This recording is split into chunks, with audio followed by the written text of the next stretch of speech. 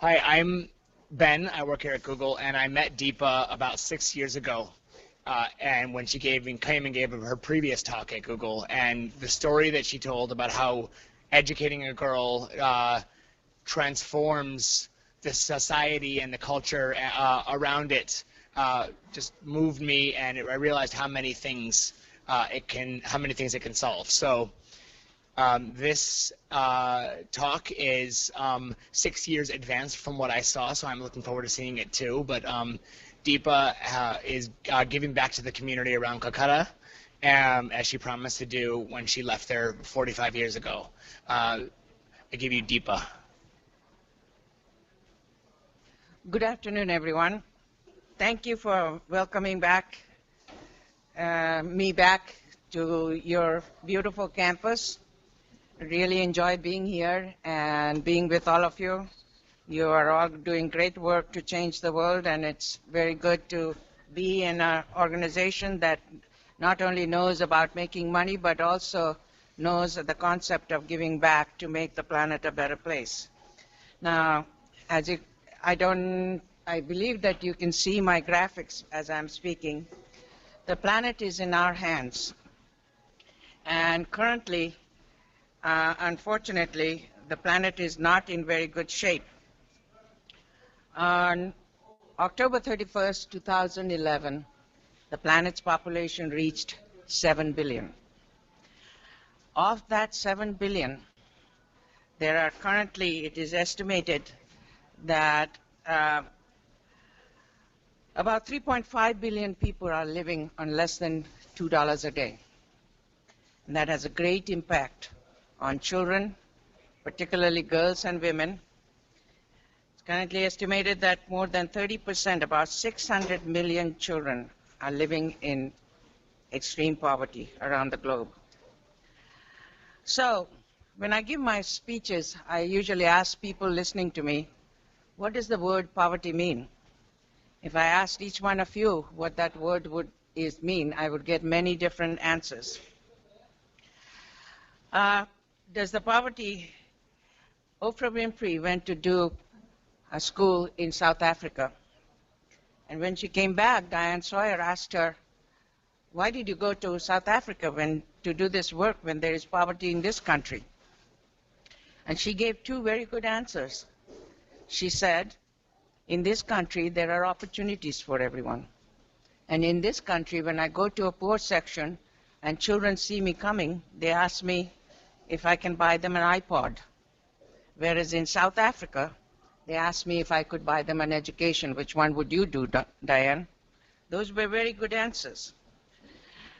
Here are, you see violence and terrorism in so many different parts of the world. Guess what? The source of great number of that is the existence of poverty. Here is a graphic that shows you poverty if it's shortage of food, no equity, force of capitalism, no vision, no social, no justice. All of that leads to frustration, which leads to terrorism and violence. So here is another graphic, which is a very interesting statistics. If you take any 100 people in the planet, 48 will have parasites, 43 will live on less than $2 a day, 33 will have no electricity, 30 will be jobless, 25 will be homeless, 21 will drink polluted water, 20 will be malnourished, 14 will be illiterate, 3 will be slaves, and 1 will have AIDS. Those are the stark realities of the planet today. So is poverty the same in the United States as it is in Africa? The answer is obviously not. So in order to understand, those who are involved with poverty-related work believe that poverty can be classified. Take a look at this graphic that my husband and I devised. Imagine that the flat round surface represents society, and the ladder represents people's ability to climb out and get to the next level of existence. The less that flat round surface or society provides in terms of basic services like clean water, sanitation, and particularly education for their children, The narrower the ladder, meaning very few people without those services can ever hope to climb out and get to the next level of existence. As government or NGOs like PACE or NGOs that you support begin to provide those services, the ladder becomes wider with less number of steps to climb, meaning that more people have a half a chance of climbing out and getting to the next level of existence. Keeping that in mind, again, people who are involved with poverty-related work believe poverty can be classified into three broad categories. Relative poverty is what we have in the United States. Our federal government defines poverty level as a family of four living on less than $50 to $60 a day. But our society provides all the basics. The only thing common among the three categories of poverty is none of them qualify for bank loans. Other than that, there is very little common with the relative poverty, with moderate poverty and extreme poverty. Where do you find this kind of poverty? Is mostly in developed countries, including our country, United States. And moderate poverty is where people are living on less than $3 to $5 a day. A good example of this type of poverty is what you see in Mexico. Mexico does provide free education, at least at the primary level and also secondary level, but they often don't provide school supplies or school uniforms, so many of their children are not going to school to get educated either. And they're coming to the United States, or they're finding jobs in their native countries to augment the family's income. So where do you find this kind of poverty? Mostly in Central and South America, and pockets of it in other parts of the world. Now, extreme poverty is what is causing a lot of havoc on the planet, and we need to really pay attention to that kind of poverty. Who are these people? These are people living on less than $1 to $2 a day. Here's the poverty map of the world. Look at United States, Canada, Europe, Australia don't even make it into the poverty map of the world. It's mostly in Africa, South Asia, and pockets of it in other parts of the world. Who are these people again? They are people living on less than $1 to $2 a day. Estimated 3.2 billion people are living in these type of conditions. About 1 billion people have not enough food on a daily basis, resulting in about 16,000 children dying each day from hunger-related issues. About 2.8 billion people have no access to health care. They and their children are always sick. There is no way they can climb out to a better existence if they don't have any access to health care. About 1.6 billion people have no access to clean water. 2.6 billion people have no access to sanitation. As you can see, the local rivers and bushes are the only places that they can go their daily business. This is another sad statistics. About 2.5 billion children are engaged as laborers, many of them on a full-time basis, not going to school, just carry on the legacy of that kind of poverty onto the next generation. And this is another fairly new phenomenon in the planet. 1,000 boys annually are abducted from their families under false pretenses and a gun put on their hand, and they become boy soldiers. If you haven't seen the documentary called Invisible Children, I suggest that you look at it. It is really something that we as citizens of the planet need to pay attention to. And the biggest byproduct of this kind of poverty is these people have no hope in their heart. They have no control over their destiny. They have no future. Any demagogue around the world, Osama bin Laden was no more for Islam than a man on the moon.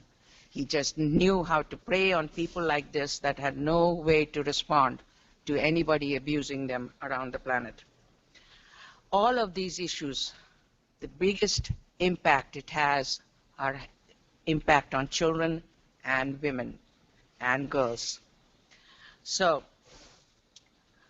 2.2 million children die each year because they are not immunized. 250 million children are engaged in child labor because they have no choice. 2 million children die each year in wars that they did not start. 300 boys are engaged as soldiers. 300,000 boys are engaged as soldiers being abducted from their parents. This is another new phenomenon that has begun as a result of that kind of poverty, is the rise in child trafficking. Believe it or not, there are three major global business among global organized crime. Number one is drugs. Number two used to be weapons trade. Number three used to be child trafficking. About 4 months ago, number two became child trafficking with these kind of statistics. 20 to 30 million slaves in the world today. There are more slaves in the world today than when United States had slavery. Guess how much it costs to buy a slave? $90. 600,000 to 800,000 people, mostly girls and women, are trafficked across international borders each year. Estimated 14,500 to 17,500 people are trafficked into the United States, not out of United States, into the United States. 300,000 children in the U.S. are at risk every year for commercial sexual exploitation. This is, in the United States, child trafficking is high tech. 80% are exploited for sexual work, 19% for labor work, and they barcode the trafficked child, and they put chips in them so that they cannot run away. These pictures that I served on a special panel with an FBI agent, and I got these pictures from her, indicating how 12 to 14-year-old girls who run away from home are the biggest source of trafficked children in the United States. Human trafficking is the world's second largest criminal enterprise, and the global market for child trafficking is actually that number I have failed to correct it. There's a 3 missing. It's $132 billion business in the global market. To address some of these issues, in 2000, UN developed the 8 Millennium Development Goals to try to see what we can do to change some of these statistics that I just talked about. Also, I'm a Rotarian. I belong to the Rotary International, and Rotary International has a nonprofit arm called the Rotary Foundation. They also have a mission statement trying to address these issues, particularly to alleviate poverty through the gift of education. So, knowing all this,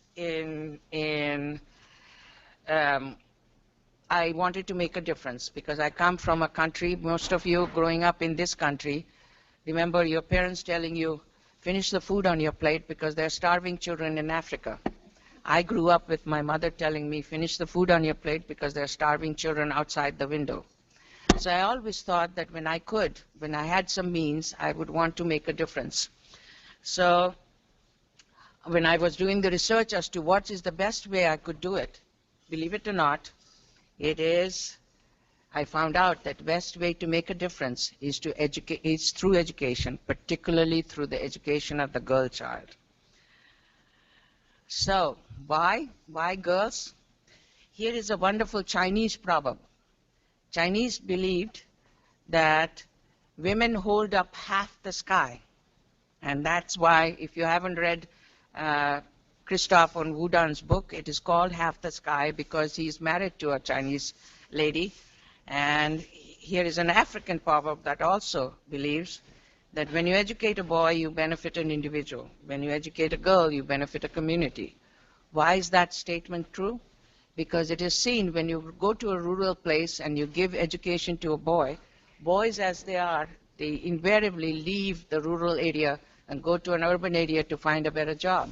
Whereas a rural girl, if you give her education, particularly beyond the 6th grade level, she marries later, she has less number of children, and if you give her microcredit like we are doing, she does successful business, and women are nurturers, so they want their families to live in a better environment. So they take part of their income and put it back into the community, and soon the community changes. And what we are seeing at Piali is the example of that statement being true. So knowing all this, in 2003, with the help of many of my friends, some of who are in the room today, I started an organization called PACE, which stands for a Promise of Assurance to Children Everywhere, with the idea of two simple mission statements, that it will be an educational and empowerment program for girls and women. Oops, there is something appeared here.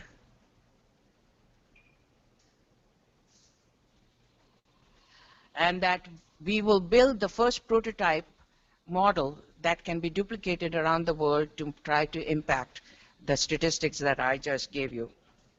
We started in September of 2003, and the village we chose was, I come from Calcutta also. When I was a little girl, Sister Teresa was my teacher.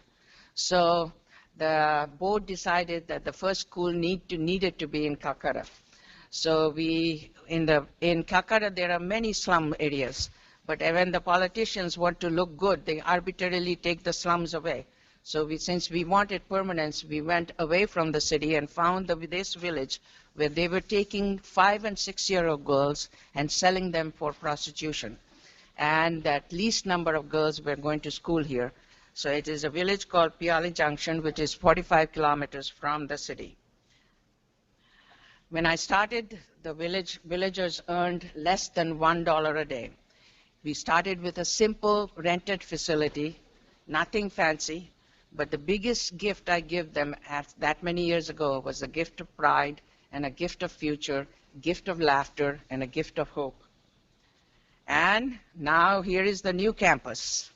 In the 10 years' time, it is called, many people who go there, they call it an oasis in the middle of the chaos of going through the city streets and the village streets. It has become the hub for changing that community. How are we doing it? The first thing we do is educate the girls. Okay? That is the beginning of this whole program.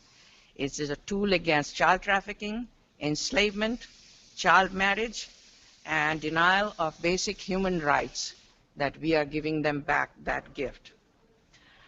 Current program is we have 250 girls and hundreds waiting to get in.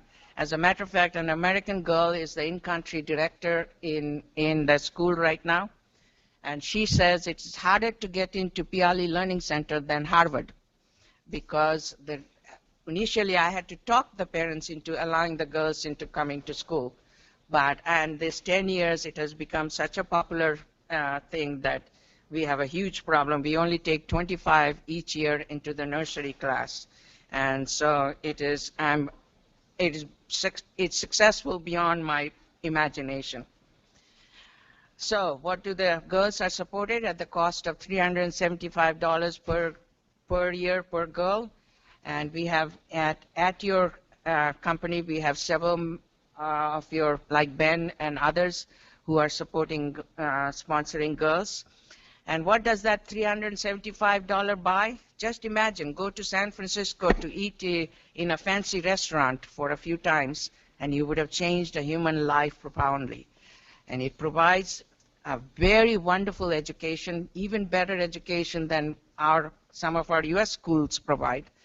They follow the State Board of West Bengal's curriculum. They are taught in English and in Bengali. They get 2 nutritious meals a day. We buy them all school supplies and uniforms. They get health care and dental care. And it also pays for teacher and staff salaries, all from that $375. Here are academics. They not only learn the basics of their languages, but they're getting a scientific learning, they're getting computer lab training, and additionally, most of these girls come from a very abused situation. So to make them a whole human being, academics is not just enough. We also have to give them other educations. Like when they first started the school, the girls didn't know what birthday party was because nobody recognized their birth. So now, in order to get into the school, the parents have to get birth certificates. In other words, the first step in recognize the birth of a girl, they have to recognize. So we give them birthday parties. We give them cultural education. Bengal is a very artistic state. All the artists of India, many of the artists of India have come from Bengal. So we don't want them to lose that heritage. We give them sports. We are giving them yoga. And we'll teach them to respect all religion because India has all religions. So they celebrate every major religious festival at the school. What are we doing? We are creating a future for them, which they didn't have before. And they are so happy to go to school.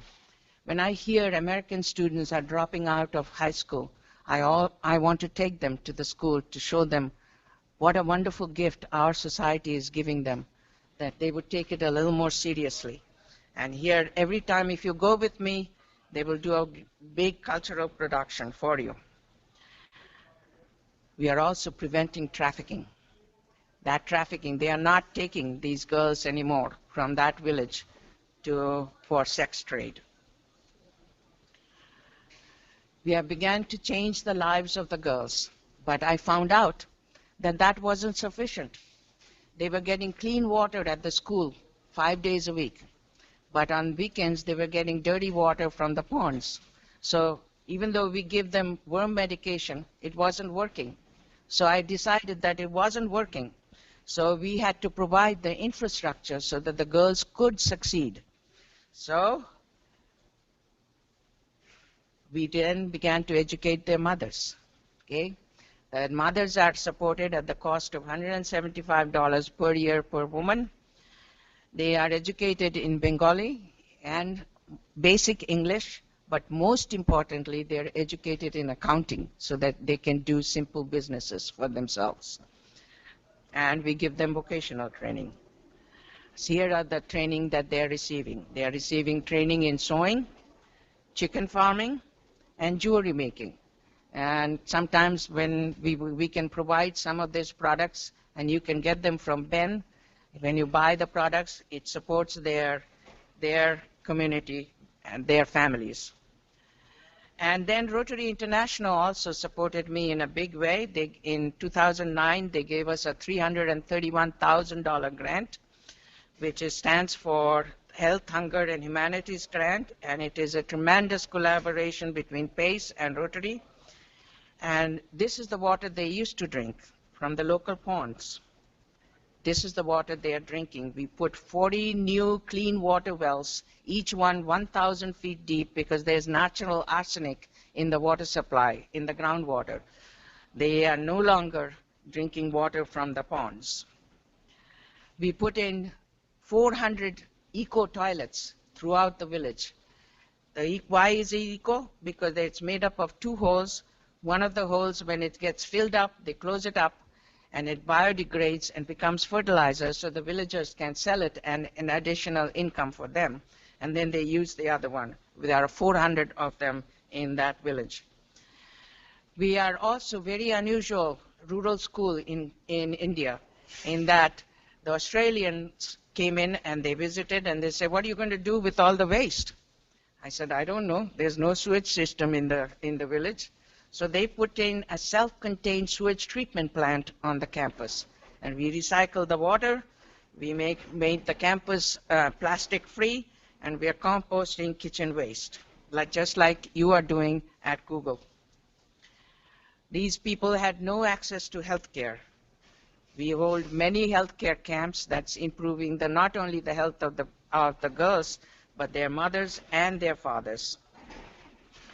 We have planted 10,000 fruit trees, not only to augment their own nutrition, but they can sell the excess fruit as an additional income for them. We have provided roads. That village had no roads before I arrived there. Now we have roads. Of course, we had to build the roads because the trucks couldn't come in to build with the building material unless we had roads. And we have provided electricity, which they didn't have before. Now, when the full complex is done, it is going to be a very holistic, comprehensive program. It will not only provide education of girls, but we are hoping to acquire more land to make a boys' school. You know why? Because our girls wanted to not marry illiterate boys. So we have to educate the boys in the village. and we are going to expand our adult literacy program and vocational training program. We are utilizing, creating a safe house. There are girls, even though most of the girls have mothers and fathers, but there are some girls that have neither, and they are tremendous at risk to be sold. So we are going to take them away, and we are going to provide them so that they can have safe house. We are going to establish a village bank. We will always continuously serve as an overseer, and we are creating a prototype model that can be duplicated around the world. So the other reason I did this, I never thought of it when I started that this would be a benefit. We are taking youth from developed countries to go work there and learn firsthand what that kind of poverty is all about. And every one of them that has visited the campus so far, their lives are completely changed in that most of them are now in colleges throughout the world majoring in international development or international law because they want to make a difference. Here is the first group of high school students that went from Santa Ynez Valley to go work there. There's another group. There's this young man from your area. He was a young, I believe he was a high school senior. He went there. He was so moved that he came back, and within 4 months he raised $50,000 because to buy a classroom when he came back. He's now also majoring in sustainable international development at UC Davis. And the girl on the right is from Australia.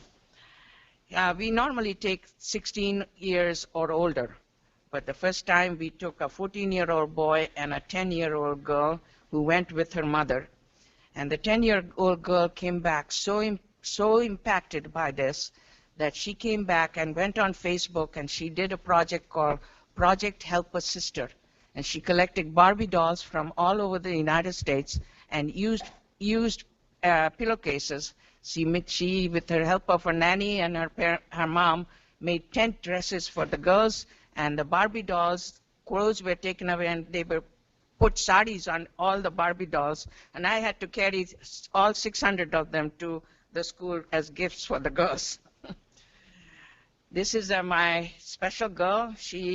Her name is Christine Peterson. She is the in-country director. She grew up, she was a Filipino orphan. She was raised by a Danish couple in Solvang. She finished her undergraduate in UCLA, and she was taking a few months off and heard about the school and asked me if she could go and volunteer there. And she went and volunteered there 3 times. The 3rd time she had an internship at the school. She lived in the village. I couldn't even do that. She lived in the village, came back, and applied for graduate school throughout the world. Every graduate school accepted her, and she finished her master's degree in sustainable international development from Brandeis University, and at 28 she became the in-country director. She runs the school. So we now have it at Piali, and we have duplicated it in Mexico, in Tijuana. It's a central part of Mexico where the second one is. And we are getting more and more requests to duplicate this throughout the world, in Honduras, Ethiopia, even in Appalachia. There are some people that we are looking into doing it in Appalachia. Excuse me. And there's also a second village near Kolkata. So we are creating opportunities for all of you to get involved. Travel with me to Piali Learning Center. Get the experience of your lifetime. Contact us at paceuniversal.com to see how you can get involved. Oh, I'm going to go back. I'm going to tell you a story of why I'm doing this. It happened to me in 2006. I went to do polio immunization in a city called Patna. And a couple of people who was traveling with me, one of their name is Jim Lewis. He was a polio survivor. That's why he went with us. He was also an ardent Catholic. And he asked us, he found out that Asia's oldest church, Catholic church, was in the city of Patna. He asked us if we would mind going with him to see this old church. And so we said, sure, we'll go with you. When we went there, we found out there was an orphanage associated with the church. The day we visited, There were 56 abandoned children in the orphanage, and a room that's no more than 400 square footage, with about 14 or so cribs in them, and only one sister assigned to take care of all 56 children. So in every crib, there were 3 or 4 children there. The first incredible thing was all the children were girls. Not a single boy was discarded. Only girls were discarded. So in every crib that where the girls could stand up, first of all, you may know that human brain needs tactile input to develop properly. In other words, human beings have to be held, have to be caressed, have to be hear the mother's heartbeat. If the brain does not get that signal, the brain sends messages to its own body to self-stimulate itself. So every crib where the little girls could stand up, they were knocking themselves against the side of the crib. Seeing this, all of us are crying. The poor sister didn't know how to console us. I noticed that in the corner there was one crib with what looked like a baby newborn just lying there. I don't know what prompted me to go towards that crib. And as I was walking towards that crib, I asked the sister what her story was. Sure enough, a few hours before we went there during the day, the father, as soon as he discovered that it was a girl, he snatched her from the mother. The umbilical cord wasn't even severed properly. He came and dumped her at the orphanage door. So knowing that that little baby probably never heard her mother's heartbeat, I was in hospital industry, and I was instrumental in starting the NICU in Santa Barbara Cottage Hospital. In United States, when you pick up even NICU babies, they will wiggle a little bit. When I went and picked this baby up, there was no response in the body. So much so that I thought the baby was dead. But I then took her in my arms like this, and I tried to see if she was still breathing. The chest cavity was slightly going up and down, so she was breathing. So knowing that she had never been held by her mother, I decided to hold her, have her listen to my heartbeat, not knowing that Jim was taking my picture. As I was crying and trying to soothe the baby, caressing her, sure enough, after a few minutes of hearing my heartbeat, the baby's body stirred. And the exact moment when baby's body stirred, my tears stopped, and a smile came over my face. And Jim Lewis took this picture and gave it to me as a surprise gift. I'm 73 years old. This picture sits very prominently in my family room. It gives me the courage to go around the world trying to be the voice of so many who are voiceless. We are the only hope that they have. So today I ask you, please get involved, because I'm not going to be around very much longer. So who can bring this kind of global changes around? Are people like you, people like Christine, people like Rina, who is serving as an employee, and all of you.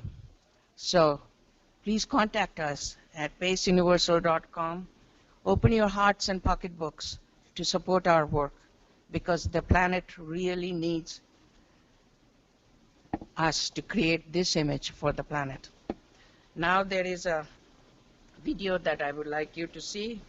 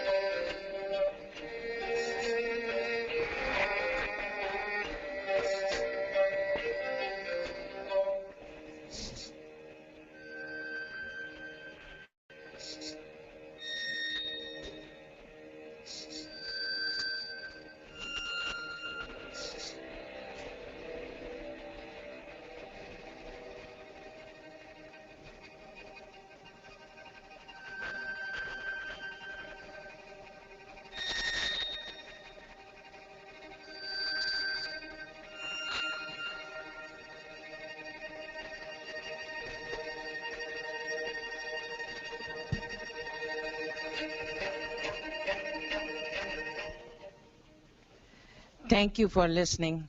And here's Ben, who is on the board of directors of Pace Universal.